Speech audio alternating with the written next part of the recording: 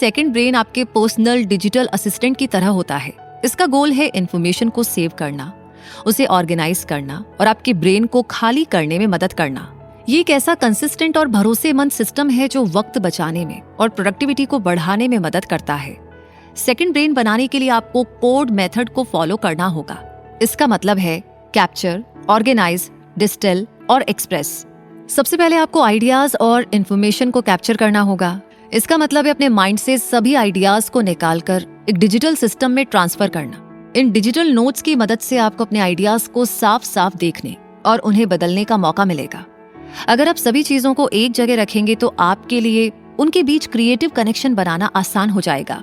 इसके बाद इकट्ठा की हुई जानकारियों को, इन्फॉर्मेशन को ऑर्गेनाइज करना जरूरी है। आइडियाज को रैंडम कैटेगरी में डालने के बजाय उन्हें उनसे जुड़े हुए प्रोजेक्ट और जरूरतों के हिसाब से ऑर्गेनाइज कीजिए। अपने करंट लाइफ स्ट्रक्चर के हिसाब से बोर्ड और प्रोजेक्ट को ऐड करके इन्हें प्रोसेस करना आसान बनाइए। अगला स्टेप है अपने नोट्स को डिस्टिल करना, जिसमें आप उनकी मीनिंग को आसान बनाते हैं। इसका मतलब है अपने हर नोट के कोर मैसेज को पहचानना। जैसे आइंस्टाइन की रिलेटिविटी की थ्योरी को सब लोग एक ही इक्वेशन से जानते हैं, E=mc²। नोट्स को मेन पॉइंट्स में बदलने से आपके लिए उन्हें याद करना और बाद में इस्तेमाल करना आसान हो जाता है। जब नोट्स शॉर्ट और क्लियर होते हैं तो उन पर काम करना भी आसान हो जाता है। आखिर में एक्सप्रेस स्टेज में आप अपने आइडियाज और नॉलेज को शेयर करते हैं। इन्फॉर्मेशन को कैप्चर, ऑर्गेनाइज और डिस्टिल करने का मकसद ये है कि आप फ्यूचर में कुछ वैल्यूएबल बनाकर उसे शेयर कर सके। अब सेकंड ब्रेन अपने पर्सनल प्रोजेक्ट, प्रोफेशनल वर्क या क्रिएटिव कामों के लिए बना सकते हैं, क्योंकि अपने आइडियाज को एक्सप्रेस करने से वो बेहद इम्पैक्टफुल यानी असरदार बन जाते हैं। जैसे सेकंड ब्रेन आपको आर्टिकल लिखने, प्रेजेंटेशन बनाने या कोई नया प्रोडक्ट डेवलप करने में मदद कर सकता है। डिजिटल नोट टेकिंग एप्स यानी डिजिटली नोट लेने वाले एप्लीकेशन आपको सेकंड ब्रेन बनाने में मदद करेंगे।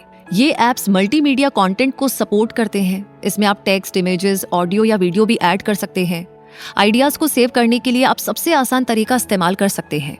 ये आपका सेकंड ब्रेन है, इसलिए फैसला आपको करना है कि इसे कैसे काम करना चाहिए। CODE यानी कोड मेथड यूज करते समय परफेक्शन पर ध्यान मत दीजिए। इसे सिर्फ अपनी मेमोरी, इंटेलिजेंस और क्रिएटिविटी को बढ़ाने के लिए यूज कीजिए। कोड मेथड से सेकंड ब्रेन बनाने में समय लगेगा, इसलिए आपको सब्र रखना होगा। याद रखिए कि ये सिस्टम डेटा को सेव और मैनेज करने में, आपकी क्रिएटिविटी को अनलॉक करने में और आइडियाज को एक्शनेबल स्टेप्स में बदलने में आपकी मदद करेगा। तो सेकंड ब्रेन कैसे काम करता है, इसे और अच्छे से समझने के लिए इस चैप्टर में हम समझते हैं CODE कोड के बारे में, जिसमें सबसे पहले C यानी कैप्चर, कीप व्हाट रेजोनेट्स। क्या आप जानते हैं कि आपको इन्फॉर्मेशन की उतनी ही जरूरत पड़ती है जितना खाना और पानी की?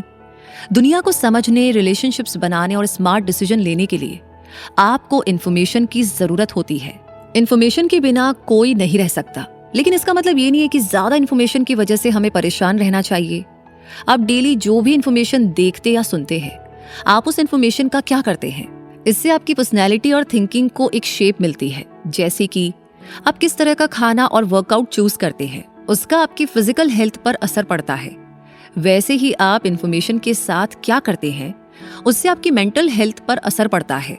अगर आप इस बात पर ध्यान नहीं देंगे तो आपका ब्रेन स्लो हो जाएगा और थकने लगेगा।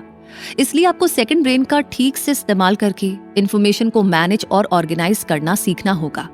इस सिस्टम की मदद से आपको बहुत सारे सोर्सेज से इन्फॉर्मेशन को स्टोर करने का मौका भी मिलेगा।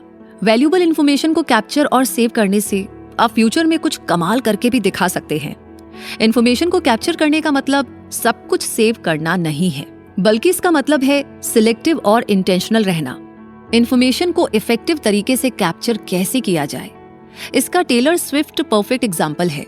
बेस्ट सेलिंग म्यूजिक आर्टिस्ट की वजह से जब भी टेलर स्विफ्ट को कहीं कुछ इंस्पायर करता है तो वो उस लिरिक्स और मेलोडी यानी धुन को अपने फोन पर कैप्चर या नोट कर लेती है। अपने आइडियाज को कहीं भी और कभी भी एक्सेस करने के लिए वो नोट लेने का एक सिंपल सिस्टम यूज करती है। टेलर इस बात को बखूबी समझती है कि आइडिया अचानक आने वाली इंस्पिरेशन की तरह होता है, जो कभी भी आ सकता है, इसलिए उन्हें तुरंत सेव कर लेना चाहिए। अगर हम अपने आइडियाज को जल्दी सेव नहीं करेंगे तो हम इन्हें हमेशा के लिए खो देंगे। आइडियाज बहुत वैल्यूएबल होते हैं क्योंकि ये फ्यूचर में किसी क्रिएटिव काम के लिए फाउंडेशन के तौर पर काम आ सकते हैं। अपने सेकंड ब्रेन को बनाने के लिए आपको डिसाइड करना होगा कि आपको कौन सी इन्फॉर्मेशन अपने पास रखनी चाहिए। इन्फॉर्मेशन को चुनने के लिए 4 क्राइटेरिया हैं। सबसे पहले तो आपको ऐसे कंटेंट को सेव करना चाहिए जो आपको इंस्पायर करता है। इसमें ऐसे कोट्स, फोटोज, आइडियाज और कहानियां आ सकती है जो आपको एक्साइटिंग और इंटरेस्टिंग लगती है। दूसरा, ऐसी इन्फॉर्मेशन को सेव करके रखिए जो आपको फ्यूचर में काम आ सकती है। इसमें स्टैटिस्टिक्स, रेफरेंसेस, रिसर्च फाइंडिंग्स या ऐसे हेल्पफुल डायग्राम्स हो सकते हैं जो आपके फ्यूचर प्रोजेक्ट्स या डिसीजन लेने में आपकी मदद कर सकते हैं। तीसरा, अपने पर्सनल इन्फॉर्मेशन जैसे कि थॉट्स, रिफ्लेक्शन और मेमोरीज को कैप्चर कीजिए।